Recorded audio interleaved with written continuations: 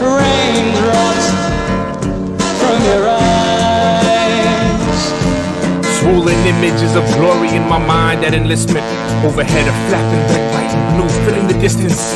A grand divide between myself and conscientious convictions or belief systems that stop people from killing over religion. I was young and I was out of options in my mind. It was supposed to be fun, my obligations ill-defined. I didn't want to take charge with a gun back in my mind. Without college or riches, no dreams are realized. Well, I never have the ladder the Marines to get me the first.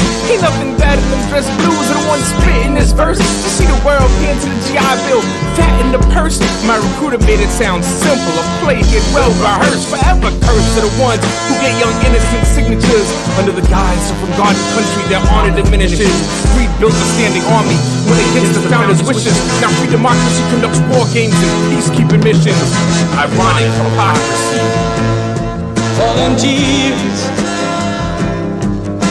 raindrops from your eyes.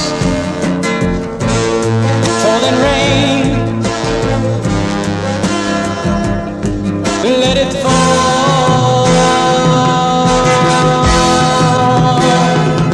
I scored high on my entrance exams on ASVAB and chose the 0341 with guaranteed Hawaii track. Graduated basic, now MOS school's where I'm at. I'm more than a man with a 35-pound gun on my back.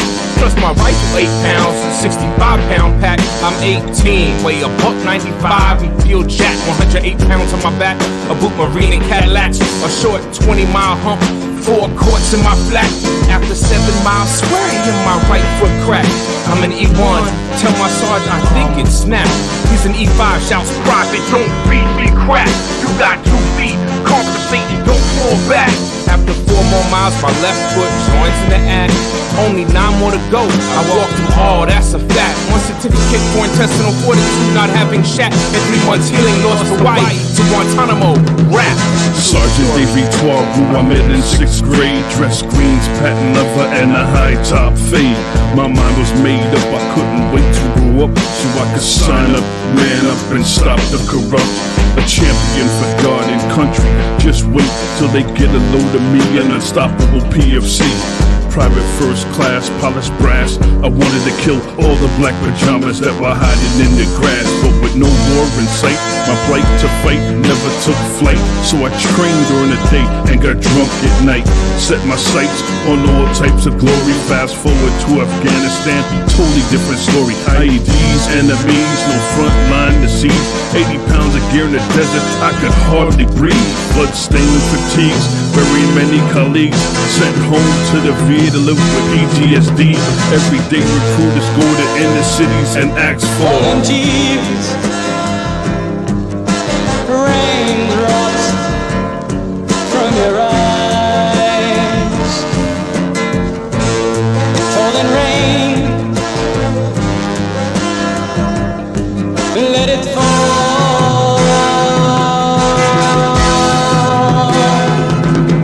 I never let my children volunteer for the military to make the same mistakes as I did these days could be deadly. If they're drafted with Dodgers, my go back stay ready. I support Manning and Snowden. You know where this country's heading. Global tyrant, hegemonic, bully police force, demonic practice, virgin sacrifice, bloodlust. All your wars valuing corporations over people. This is sick worship by objects and pure evil.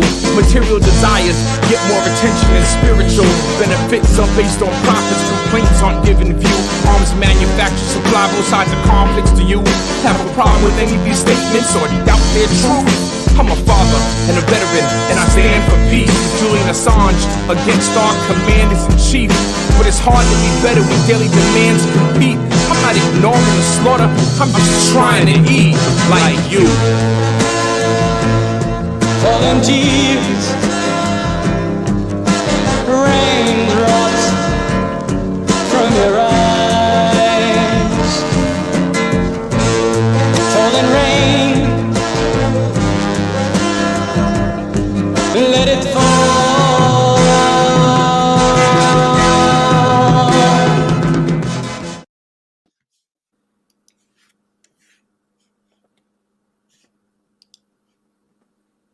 Hello, we're here. Boy, it is 5 o'clock somewhere. and it's 5 o'clock here on the Eastern Seaboard. So I'm having a beer. And what a week it's been. Welcome to the VFP Stand Down live webcast.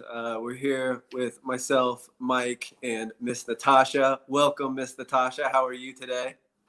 Hey, Mike. I am good. Can't complain. Despite everything that's going on in the world, have enough, and my family is healthy. So, but yeah, I a little envious. It's not 5 o'clock here in Chicago just yet, but after this, I'll join you.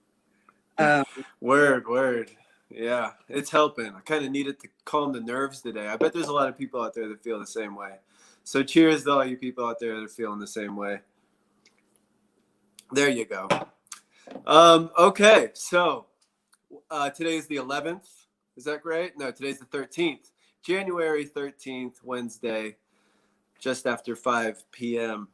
So a week ago, we had a fascist riot at the Capitol building, and that's been a lot to digest. Man, so much to talk about and think about from the veteran perspective.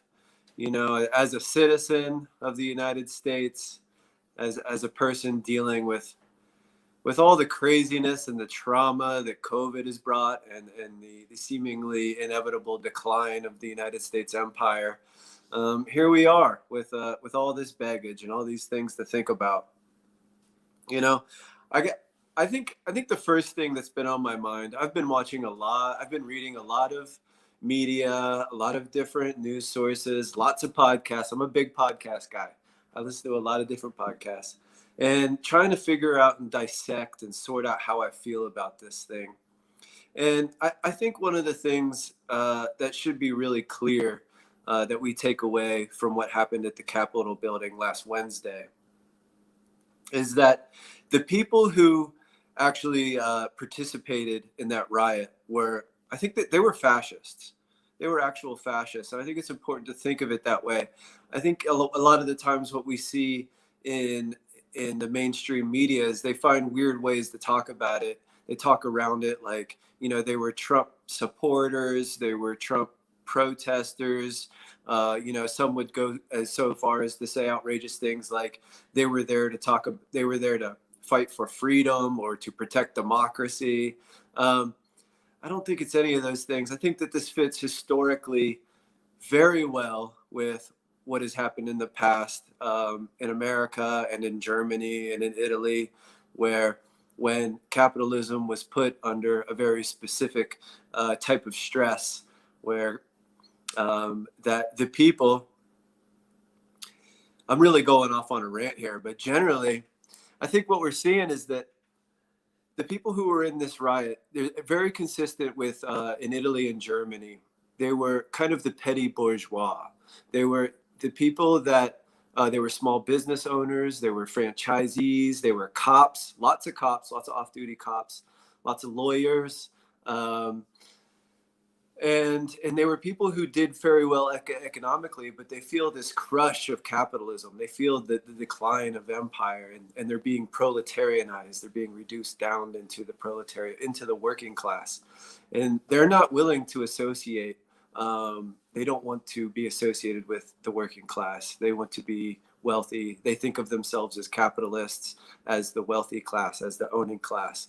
And as a reaction to that, as the sheer confusion, as that sheer confusion strikes them, they have to deal with that. And the natural psychopathy that comes with capitalism, they kind of take on, and they have to fight against this proletarianization. And so they find themselves associating with con men and psychos and weirdos like Trump, you know, and there's no loyalty with these people. There's no loyalty.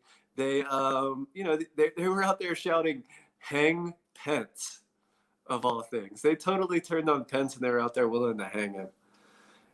I mean, if they would have got a hold of Pence or Pelosi or other people that they seemingly have a problem with, they would have probably you know, lynched them, hung them right there in the Capitol, done some outrageous stuff. So boy, what a crisis. Yeah, I laid out a lot there. I really took up some time. Natasha, how are you feeling about this whole thing? No, yeah. I really wanted you to go in. I feel like I often I get on those, like, I have 3 points that I want to make real quick, so, and it's us. Like, this is a show. Well, first we had a plan to have some of our youth on today. We had some schedule conflicts, as is to be expected, with everything going on. So young people maneuvering to do other mutual aid couldn't make it on with us today. But we will have that conversation because the young people are really organizing, self-organizing around what they see. Many of them who were born post 9/11 have only seen, I mean, so my point is they have a perception and a consciousness of the way things have been for their entire lives, right? And it's wild to just listen to them. So looking forward to them joining us soon.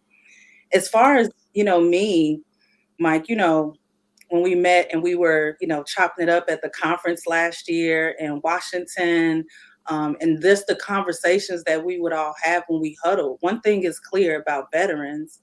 We may have been, you were Navy, I was Air Force, Miles was Marine, Garrett was Army, Adrian was Army, but we speak the same language in many ways. We have had the same experiences.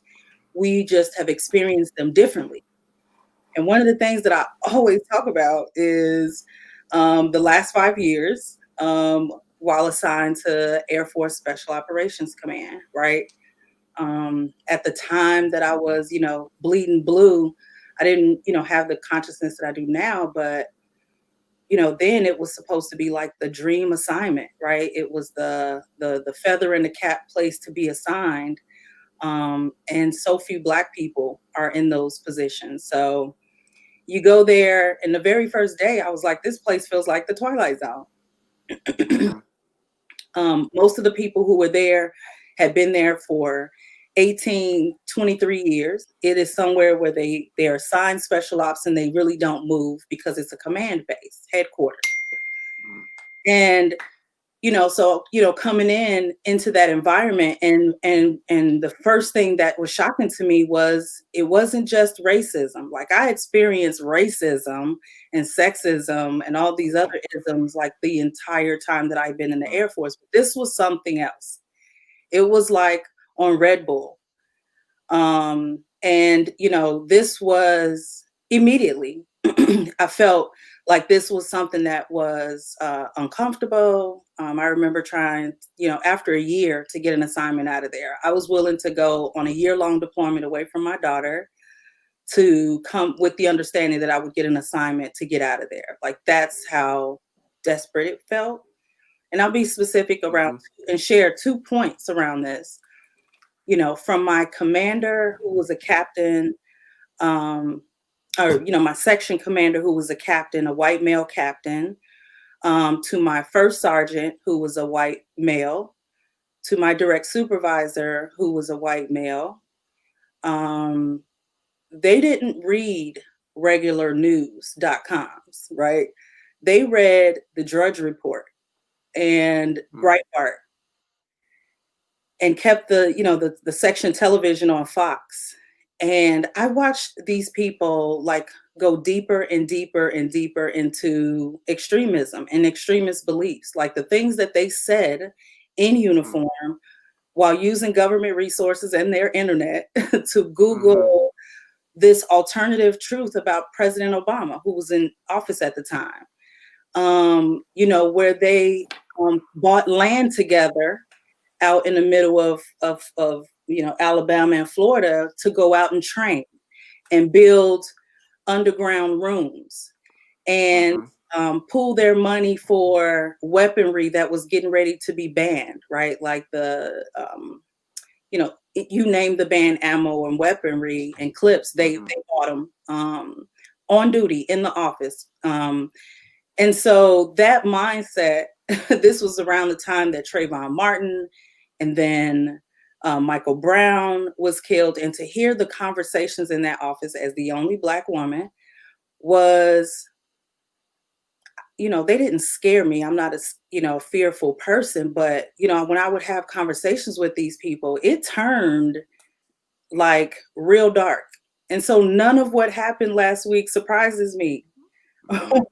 Because to live under that violent, strand of racism tells me that these people go to church every Sunday, that these people swear they're not racist, right? Because they have some of the most dynamic. And so, yeah, this is before Trump. Again, Obama was in office when they did all of those things. And so I know, and then this final point is that they're well organized, and it wasn't just active duty, soft, special operations, types, which, by the way, they found several of them and identified them that were there last week, is that they're well trained. This isn't, hastily done. This is at least at a minimum 10 years in the planning. And so I don't take it lightly because of what I heard and what I started understanding to be alternative realities. And then they had someone who dog whistled for the last 4 years and ignited them and gave them power. But let's be clear, this is so much deeper than this one person. And I'm offended when I hear the media and folks try to water the situation or pinpoint him as the reason why we're here. Quite honestly, America's chickens are coming home to roost, because this is also a reflection of when we talk about white supremacy as a team sport. And so it's them, and then it's also the way in which liberals have never wanted to really call it out. There's been this denial of things, and that plays into where we are. And now everyone's shocked. So that was one of the points in which I'm like, we knew that this was happening. We saw it happening. It is, more dangerous and I think deep than we even want to admit. And then when there's allyship with police and the feds, it is no shock that we had the amount of collusion that we're seeing still being uncovered today. So I feel you. Yeah, there's a lot going on there, but that certainly brings it full circle. Yeah, I think all of us, most people that I know personally, when I was in the Navy, I worked in mass communications. So there was a lot of young, well-intentioned liberal people of all races and ethnicities, and it was pretty liberal crowd that I hung out with in the military. And I think a lot of other people have that experience. I know Danny Sherson, who is a prominent member of VFP and About Face, and he's a pretty prolific thinker and writer. He was a history professor at West Point. And so he taught history, and I remember him saying that within the military academies, there is a pretty strong trend of liberal thought, because it's academic, and anytime you get involved in the academic world, you can't just have like an entire institution full of reactionaries and reactionary perspectives and opinions. So my point is that America as an institution, its military industrial complex, its police state and prison industrial complex are essentially a giant right-wing project within where liberals participate in that right-wing project. And it's we've heard the phrase two-sided coin before, that it's just two faces of the same. That's exactly that coin is empire, of which there are two faces. There's a duopoly, the Republicans and the Democrats. So when it comes to this wild fascist riot that happened in the Capitol building the other day, is that we're seeing a big reaction to it, both among Republicans and Democrats in Congress and the Senate. And Joe Biden, for example, he is calling for a new set of rules for domestic terror, which is not necessary. We do not need more rules against domestic terror. We already have sedition, like Sedition Act. You know, we have all kinds of homeland security and all these different police state projects that are going on. And we know that if Joe Biden goes on and establishes this new domestic terrorist act, that it will largely be used against progressives and independents and socialists. So that's certainly something that I worry about. There's certainly like a historical precedence for that. And so we've got to be careful within VFP and About Face and the peace movement and the anti-war and anti-imperialist movement. We've got to really hold this reaction kind of at arm's length. That being said, it's good when bad things happen to bad people. We do have to be able to go out and hold these fascists responsible. And Trump, who I don't think he's ideologically a fascist, but he certainly uses this fascist trend to gain power or to protect himself. Gosh, I have so many thoughts on my head. My head's just been absolutely racing for the last week. So, but I think a lot of other people are that way. So whatever, I'm just throwing it out there. And maybe I'm able to offer something useful to other veterans out there trying to deal with all this craziness that's going on. Yeah. Again, we have the space to, for folks that are on with us, thank y'all for being here. Share this live with others, veterans, civilians, those that are working towards peace, whether that be through defund, or any other way of getting involved. Share this with them. We'd love to hear your ideas around what people can do in this moment to create community, to be there for one another, which brings me to my point, Mike, when you talk about, offering something, I think this is a moment, at our most recent local chapter meeting, we talked about how we can all have an all hands on deck approach to do something, start using the muscle around what does it mean to really say we want peace, but you have to actively work towards it. Listen, silence will not save us. And for those who, whatever your privilege. So if you are a veteran, be clear, there were retired lieutenant colonels that looked as if they were commanding the scene last week. If you've seen the same photos that I have, there was a retired Air Force lieutenant colonel, which is an 05. The zip tie guy, right? Zip tie guy who I just wonder, like, what was the experience of that brought him there? And then there's a captain, a female captain who's a psychological operations officer down at a special ops group at Fort Bragg, North Carolina. She organized, it looks like, a following and took, folks from North Carolina and was present last week. An active duty, company commander was present. And so we know that this is something going on. How do we start having conversations with people? If you know someone in your family or your friend group is starting to say, like, hey, maybe they're not wrong here. That's an invitation to maybe have a conversation. So I'm curious to hear your thoughts, Mike, on what you think those types of conversations can be like. And if folks have some suggestions, please drop it in the chat and we'll get it here on screen and talk about it. Yeah. So 5 people died. And if you include the cop that killed himself, like the day after or 2 days after, that's 6. So, it's very serious. Computers and paperwork were stolen out of different politicians' offices.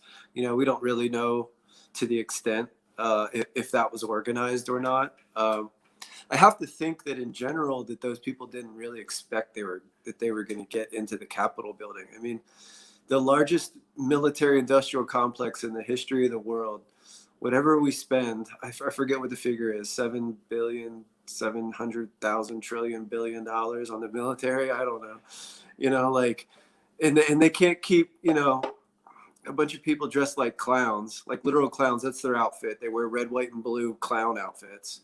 They can't keep these people out of the Capitol building is pretty strange. I think it's obvious that there was collusion with the Washington D.C. police, and the Democrats are talking about impeaching Trump, which is fine. But these D.C. police, it would have never happened without these D.C. police and without many other, these QAnon supporting Congress people, these weirdos that are in the Capitol building that all participated and supported this and participated in it happening. There's no obvious prosecution of those people, so that's a problem.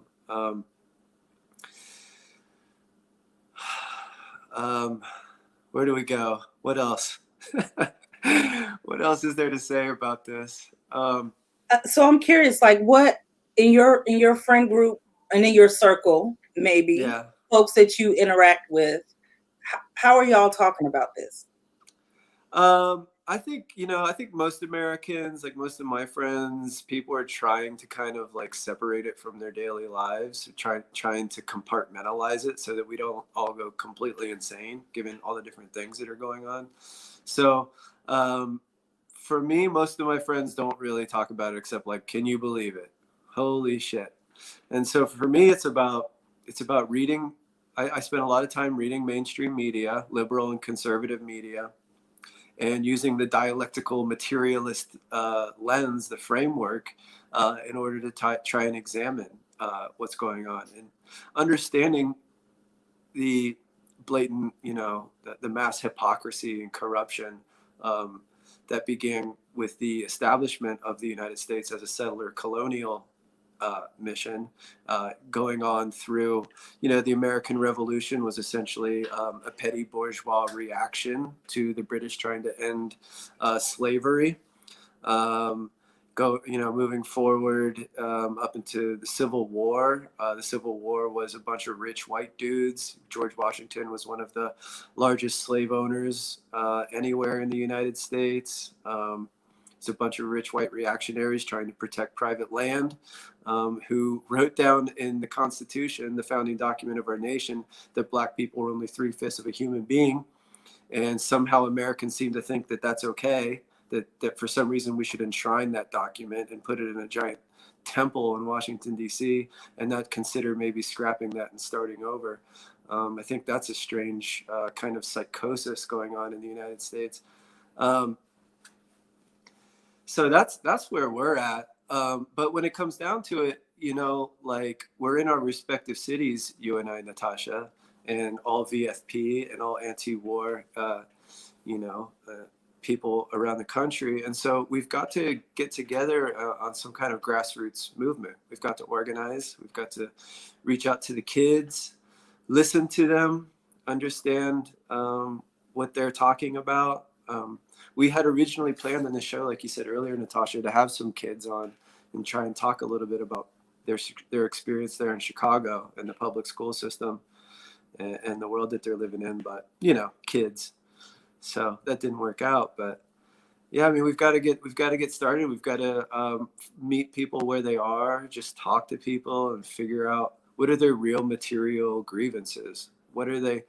Most people right now, only a tiny fraction have access to healthcare, to, there's mass food insecurity going on around the country right now. I see that in my community all the time. The library's been giving out food really consistently. The country is just really falling into shambles, and that's going to cause people it's going to cause depression, bipolar disorders and all these like strange things that happen to people under kind of depraved conditions. And it's going to cause people to spin off into wild conspiracy theories and reaction. And, most people don't have the time to study theory and history and politics the way I do or the way you do, Natasha. So people are just going to we got to really like keep an eye on them and keep people from spinning off. If you see a friend saying some ridiculous crap about Trump or ridiculous stuff about, you know, freedom, freedom spelled FREEDUMB, freedom. You gotta like, hey, stop right there. Like, let's think about what's going on in the world. Like, how can we work together? How can we show a united front? How can we get together and make sure that our neighbors, that their children aren't starving, that their old folks aren't left alone to die in hospitals or, in their houses without proper attention. And that's where the country's at. That's where we're at. Yeah, I know here some of the discussion that I'm having with other Black folks, and quite honestly, it was, I don't even want to go there and insult the righteous rebellion and protests that came out of 2020 after the deaths of George Floyd, Breonna Taylor, Ahmaud Arbery, and so many other names that we don't say, but we know that they are among the many who continue to be killed by police in our streets. And so when you live with that close of domestic terrorism, or what feels like a constant threat of just trying to live your basic life, man, I wonder about people here who have already been subject to those types of emotional or mental health needs, because I'm telling you, like many cities, the Chicago Police Department is a rogue department that uses their almost $2 billion a year budget on devastating the lives of Black men, women, and their children. And we see that in our schools. And so when the talk of police officers, some possibly from here, were in DC last week, no one is shocked by that. But, it is kind of a moment where we just sat back and was like, let's listen to what we hear from white people. And what we heard off the bat was a lot of denial of what had just happened. A Confederate flag had never been in the halls of the nation's capital, but it was last week. And that's not just a flag. And then when you look at the election that we really didn't get but 2 hours to, celebrate. And again, it's not, democracy was the celebration. Again, not Republican, don't align with Democrat. So this isn't a political statement, excuse me, but I feel like this has historically happened when Black people, poor folks, and all marginalized groups have had full access to the ballot box. Let's be very clear that this is about the targeting and doxing of Black people who even dare to work the polls in Philly, Chicago. I have this incense and it's bothering me, so excuse me. Hold on one second. Yeah, no, that's fair. I know VFB had the election defenders out there. We did, and they talked about this, like how voter suppression was something that they thought, and I'll just say those that don't want to see people have full access, that, there was a lot of this brewing up on voting days. The voter intimidation that we saw happening was widely reported. So when we talk about, stealing, a lot of that we saw here locally. So I think this happening the day after Georgia delivered the Senate majority and flipped the Senate majority, played into this. And I don't want us to you know, lose sight of the importance of elections, and what that has historically done in times like this, when white supremacy has felt threatened. They have always shown their collective ass. This one, I just got a news bulletin on my phone that popped up that says that they officially impeached Trump. wow. Okay. So that is a whole thing to think about and dissect. I don't think I'm ready. I don't have enough info to. Golly. And I don't think that's going to help bring peace either. Yeah. And so it'll be interesting to see. Can we just take a moment, let that news sink in? I really wanted to just quickly, we've been giving our personal thoughts, but I thought it was really great to see last week where, our VFP leadership put out a really strong statement. So I just want to take a moment to read a little bit of it, and then we'll get back into some conversation. Is that cool, Mike? Yes. Yeah. All right. Veterans for Peace condemns yesterday's attempt by white supremacists to subvert the 2020 election results. The violence that broke out on January 6th in the U.S. Capitol by people who seek to halt the certification of the 2020 election results was both unsurprising, given U.S. history, and was also shocking to witness. The events highlight the reality that Trump, members of his administration, and the silent GOP Senate have used their positions to foment hatred, racism, sexism, to garner support for their own agenda. However, as we all know, the problem is not Trump, but a deeply entrenched and long-standing system of white supremacy. As military veterans who know the true costs and causes of war, members of VFP reject state violence and state-sanctioned violence. We have had to watch dishearteningly as fellow Americans invoke violence against others. These actions follow a long history of white supremacist actions in the country against indigenous, Black and brown peoples. Furthermore, many of the people who fill the ranks of these mobs are often white military veterans. As veterans ourselves, we have seen how white supremacy and violence are perpetrated in the U.S. military. The U.S. military continues to be an active recruitment tool for violent extremism and hate groups.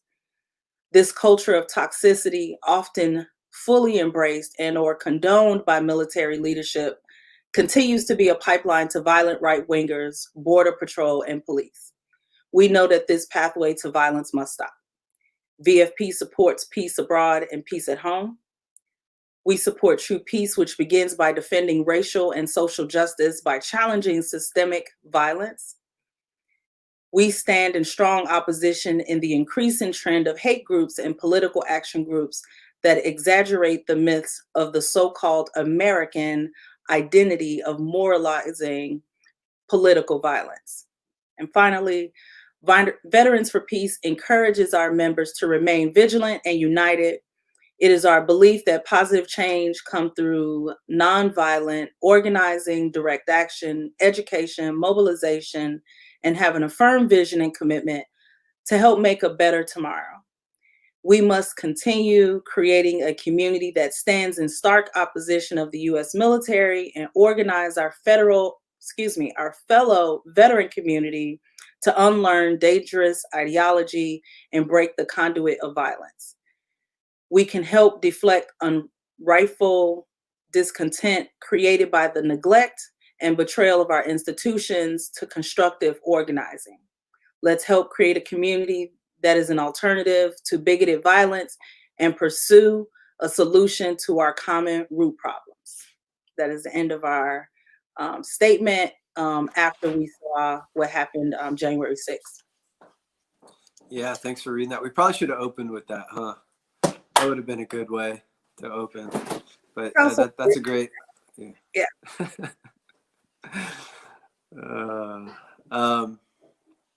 Yeah, we definitely want all the veterans and anybody else, maybe maybe by chance there's kids listening to this, we certainly want them to have the correct line on all that, and understand that there are veterans out there, and not just a few, many thousands upon thousands of veterans who experienced the tragedy that is the American military, and we're elders in our communities at this point, and we understand how the system works, and we condone it. I mean, we condemn it. Excuse me, don't quote me on that. We condemn it. And that's a lot of people's life's work. We're out there doing the work, and it's a risky, it's a very emotional thing. Every time I do this show, I get emotional. And like hours before, it's like it reminds me when I used to do martial arts, and on the way to my martial arts practice, every single time for years on end, my hands would get clammy. My heart rate, my heart pressure goes up just a little bit. I think about it for several hours. And then after the show, I think about what I said for a couple days. And I think, man, I shouldn't have said that. I should have said this. So, I mean, this is our passion. This is part of our life's work. This is our legacy. And, if there's people out there that have questions, that are interested, if veterans, if you want to join the anti-war movement, we're real people.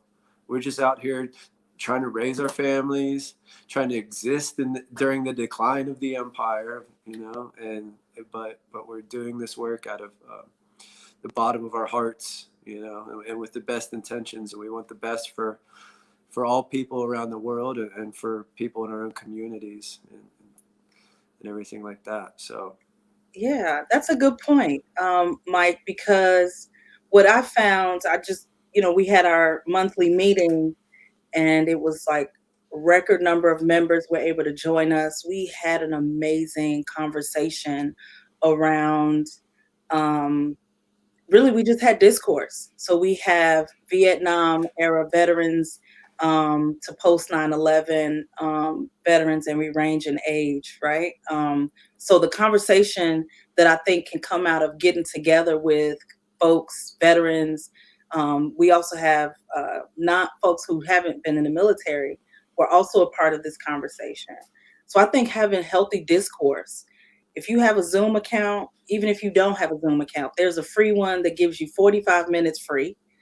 Pull people together and host a little conversation, maybe with a glass of water or libations, but talk about stuff. I think the more we are in community, we don't get so bottled up in our thoughts, which I think helps with mental stamina. And, to hear other people talk about how they're able to process, might be helpful for folks.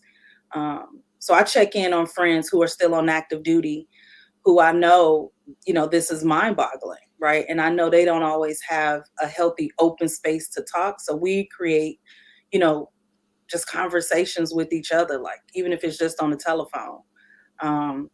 So if you know people who you haven't heard from, who are posting things that don't sound quite right on social, and if that's something that you could do, pull people together and have conversations, and talk about this stuff. Because again, I think what we saw last week is not the end.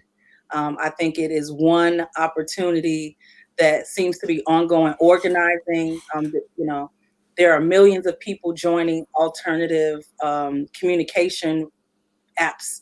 And that's because they are organizing to do things. I saw last week, to continue this conversation of stop the steal, our election was stolen, and to continue the narrative of America, we're reclaiming America, is going to continue.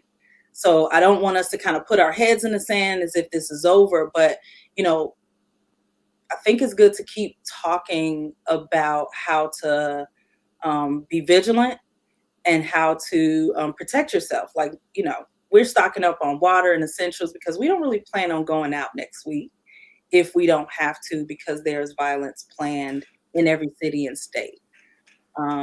So we have some questions in the chat. If at some point you want to start like answering some of those questions, Mike, want to do that? Let's go for it. So, yeah, let's do it. Let's see. Paul here is asking, where were all the uniters 2 weeks ago? Great question, Paul. What are your thoughts, Mike? The uniters. I wonder what angle he's coming from there. The uniters. Where were the niters last week? Yeah, I mean, they weren't at the Capitol building, that's for sure. I mean, these people, their entire worldview is essentially, it's a psychopathic worldview that's built on conspiracy.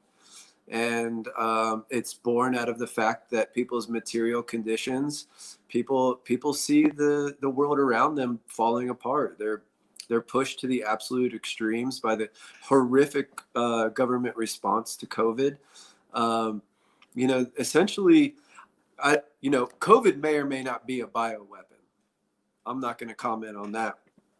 But certainly the way the US government responded to COVID is a weaponized response. What the US government and what many reactionary governments around the world, imperialist, settler, colonial, it's consistent with these settler, colonial, white, Eurocentric governments, the way they've decided to handle COVID is that it's a great opportunity for them to consolidate wealth. What they can do is they can take these, the poors, these disgusting poors, these people that Trump hates, these people that think Trump like them. Anyways, they've what they've done is they've decided to be able to weaponize it against poors. They're taking land. People are losing their homes. People are losing access to resources, to insurance, to healthcare, to all these things. And they're taking all this wealth and they're consolidating it. And Jeff Bezos and Elon Musk have made $1 billion this year, more money than they could ever spend in the course of their lives. More money than they could ever hope to use for anything useful to improve anybody's living conditions except their own. And that's just this wild conspiracy. It's just this wild, totally made up fantasy world that Americans live in, that they think that, oh, that's normal. Like these people can steal the wealth from the people who create all the wealth, which is the working class. And then they can live in this backwards, upside down world where they can steal this wealth and just hoard it, just take it and do absolutely nothing with it. Just sit on it and use it. So the question was, where were these uniters? They're out there. They're in our neighborhoods. They're in their communities, and they're you and I, and they're all the people that are probably listening to this podcast.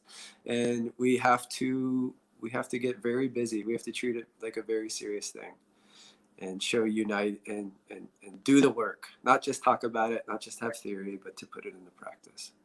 And that's the point.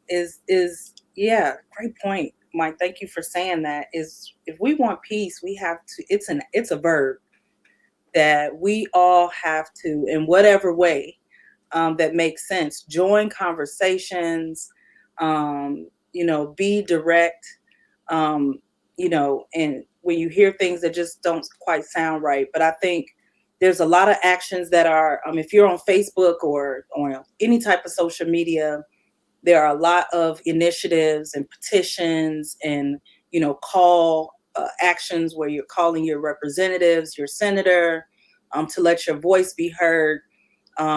There's mutual aid happening in probably every community across the country. I'll say that when people have food to eat, they're a lot less likely to go out and commit violences. When people have security, home security, they're a lot less willing to go out and commit violence. So a lot of what we think is, about uniting and creating peace is in a myriad of ways. So, donate to those food pantries or, volunteer to go out and deliver food. Because again, I think it's such a big, thing. But there's one question, and just to be real clear, the uniters for what happened last week, just my quick thoughts on that is they definitely weren't in Washington, D.C. There was so much collusion that I think 10, 20 years from now, we'll still be understanding what the magnitude of why the National Guard was denied. Not that they weren't called. The Maryland National Guard called the Pentagon and said, hey, we're ready to go. And they were told to stand down. Someone asked a question, but didn't, a week before this thing happened, the the living secretaries of defense signed a letter and said, don't insert the military in the upcoming, um, January 6th and things like that. And it's, what is that? Did that confuse, DOD in terms of what the response should have been? So there's so many things that it's just, I don't even know if we have an hour, if we could talk about it all in an hour, quite honestly. Yeah, But yeah. There's a lot to understand, lots to research, and yeah, I certainly don't have all the answers. Yeah. here's another Yeah. one. Okay. What additional crime should the veterans who participated be charged with? It's a tough one.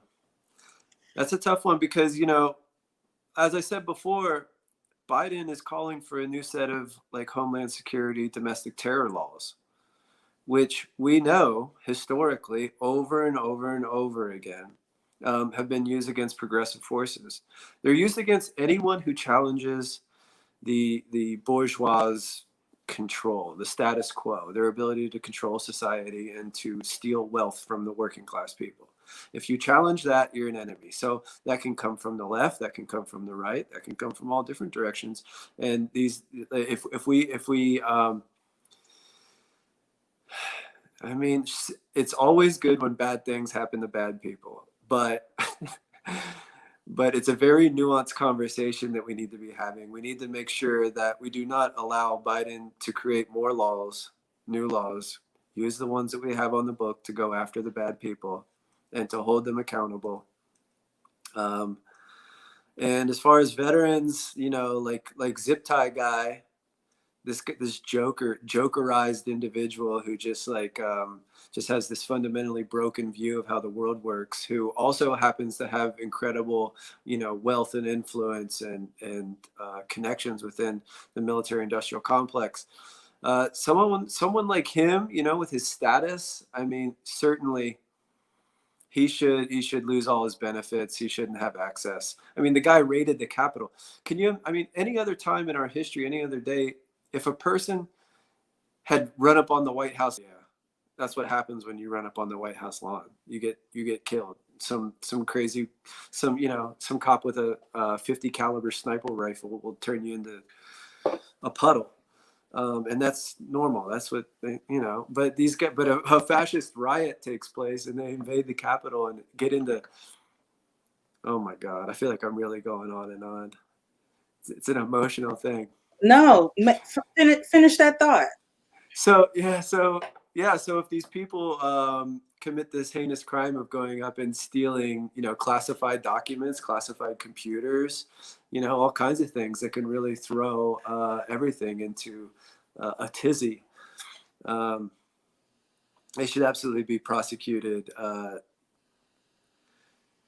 to the fullest extent of the law, and certainly, but it's also scary because it's a brave new world. So we got to be careful about where this goes and have some nuance and understanding. That's right. Yeah. One of the things that, struck me as odd, and I think I posted about this, is had I stormed any building, much less the U.S. Capitol, I can guarantee you the headlines would not talk about my 20-year honorable service to this hateful nation. I can guarantee that there won't be the martyring of me like we saw with, any loss of life is unfortunate, I'm speaking to the point of holding veterans accountable. To one of the persons who lost her life, I saw that in the media was around just labeling, veteran comes with a lot of privilege, whether we want to acknowledge it or not. And so because she had spent 14 years in the National Guard, excuse me, the headlines, are really soft on the story of what she participated in. And I'll be real, I felt like a part of our training, like you said, is awareness that you don't breach any line unless you accept the consequence. Like, and that is, whether you're trying to run the front gate at any base. And so that to me is, I want to be careful when we're having conversations around which veterans we want to hold accountable. And also with the psychological officer down at Fort Bragg, the reports on her were very soft and gentle because she has blonde hair and the right color eyes. And so I think, as veterans, we should, try to be a part of the narrative, that they should be held accountable. I believe that the images in the video that I saw, it looks like they held command, with the oath keepers and all of the bear spray handcuffs or flex cuffs. They wore their patches from their units. That's showing their command and rank and authority. Like, I what? heard some of them had homemade napalm. Wow. And the Can pipe, you? yeah, and the pipe bombs that were strategically placed. These folks didn't come to play, right? They did a No. reconnaissance tour. They say days before they did a walkthrough. That is what the military, that experience is, that connection between military training and what you've seen folks do on the deployments that I know you've had in Iraq and Afghanistan, and to see it kind of play out on the nation's capital is wild. So full. Yeah. I don't think there should be any leniency, because this needs to be held, maybe even so, because at a higher regard because of their training. Yeah. So yeah, Yeah. history shows that whenever the left has like the liberal state on their side, it's a good thing. If you lose the liberal state, having them against you is not a good thing. Over and over again, Hitler took power in Germany with a tiny minority of fascist influence over what was, Germany before World War II was a massively progressive, very successful, liberal and socialist state in some ways. There was a huge socialist party, big communist party, big the most progressive movements in the world at the time for women and for LGBTQ people, and Hitler he did it all with a tiny minority. He was installed by a center-right government. Hindenburg played a big role in it. I know is a name. And so that's what we're looking at, is that if we don't hope that the U.S. state apparatus can provide some kind of justice and provide this extreme weirdo cult from taking over the U.S., it's not going to work out for anyone. It's not going to be good. Yeah. Here's another question. Greg wants to know, do you guys still support BLM? Before I answer that, our executive director, Garrett, and I put that title before his name, but I should just say Garrett, who is the VFP executive director, has a direct response for that. And, the thing is, BLM is a label that has been used is an organization. So supporting Black lives and Black people is what we have a strong position on. Quite honestly, it's why we started this webinar, a little over 6 months ago, is because we have strong solidarity for those who are non-Black, and for those of us veterans who are, and civilians who, we see this trend of Black people being shot down in the streets. And so state terror and violence is something that we quite honestly hold a strong, I guess, opposition to, and therefore supporting people. So yes, and we are unwavering with that support. Mike, you have any thoughts? I mean, yeah, you said it. I support BLM. I was out there in the streets. Yeah, that's all I have to say about that. Is yes, obviously.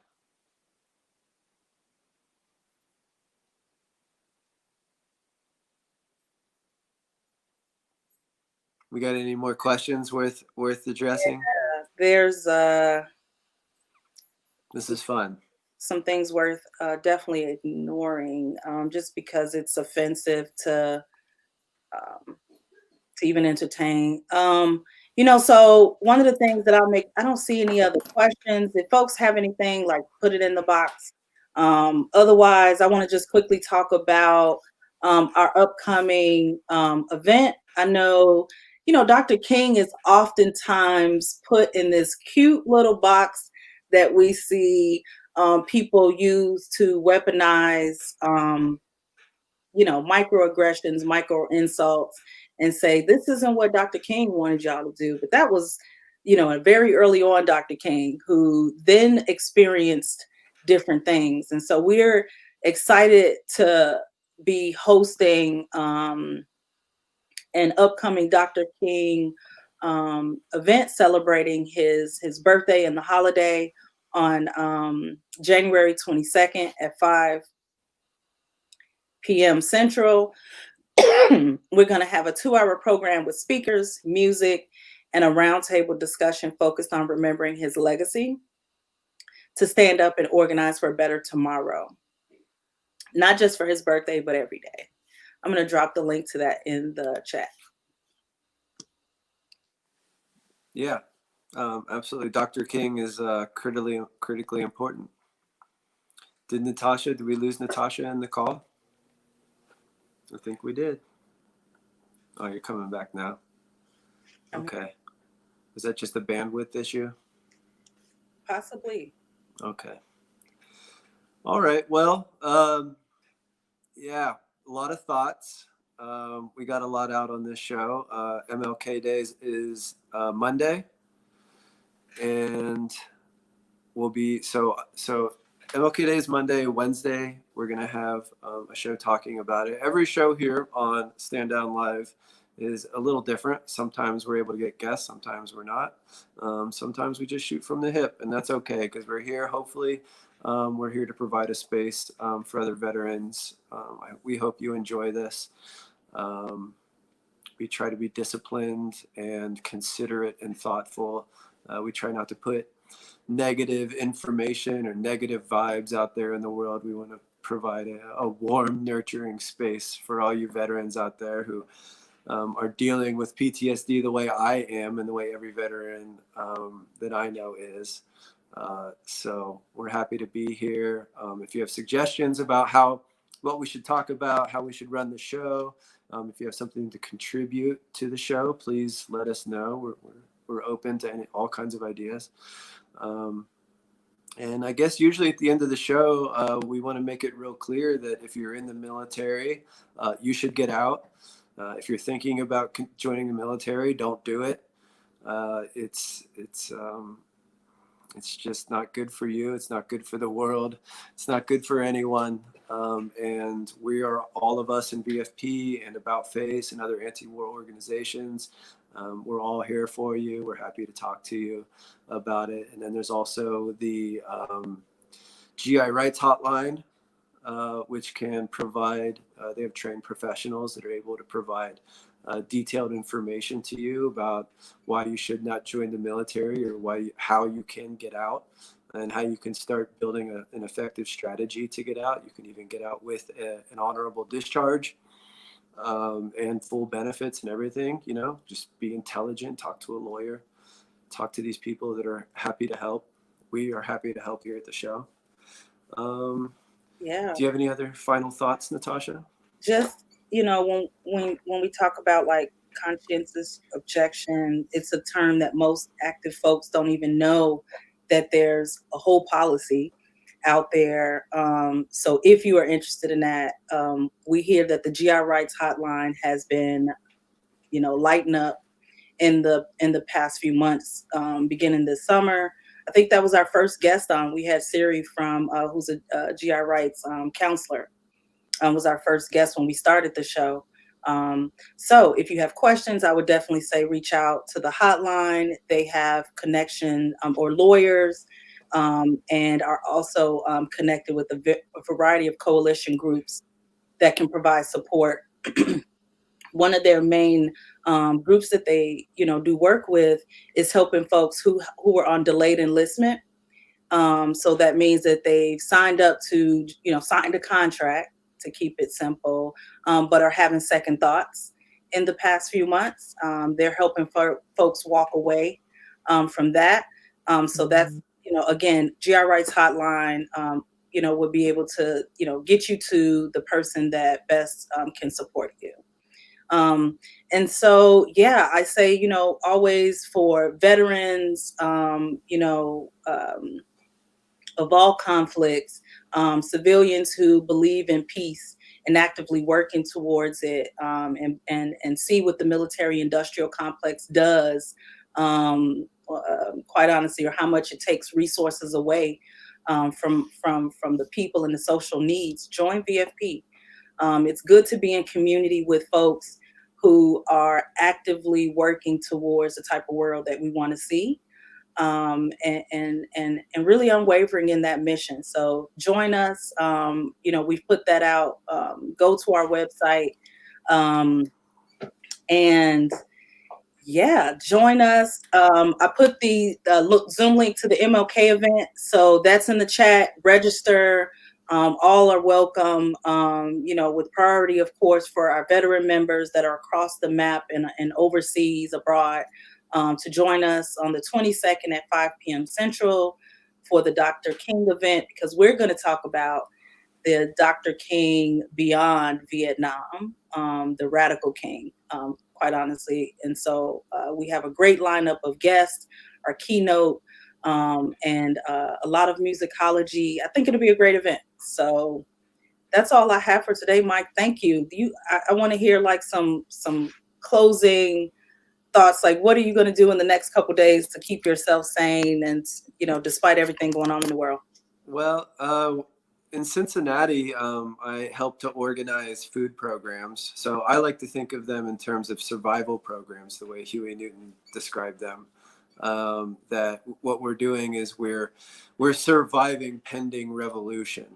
And so I think it's an important project to go out and help people who need it, feed and clothe them, and not only that, but obviously just ask people what they need and what's going on with them and how you can help, and then just do your best to try and give it to them. Just try and give people what they need, and just start, saving this empire from collapse, like one neighbor at a time, and just try and build solidarity and consensus within your own communities.